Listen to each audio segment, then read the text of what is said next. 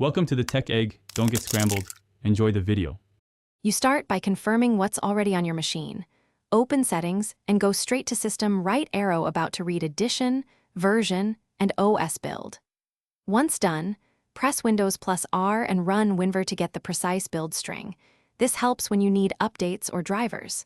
Make sure to check System Properties via right-click this PC right arrow properties to note System Type and RAM. Because 32-bit versus 64-bit determines installers you'll choose later. You now dig deeper with tools.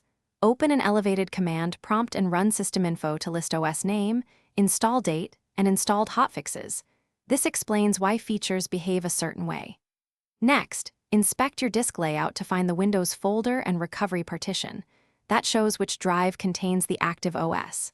If you need hardware-level confirmation, reboot into UEFI or BIOS or boot from installation media. This lets you mount images, see installed Windows editions, and choose repair versus reinstall. You finish by confirming activation and applying updates.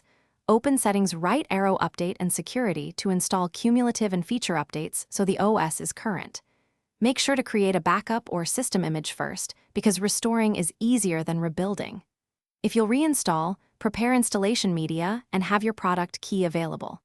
If Windows fails to boot, use the USB recovery drive or startup repair. If that fails, boot media can reinstall or restore your image. A single troubleshooting tip: check BIOS boot order first. Thanks for watching. Consider subscribing if I helped unscramble your problems.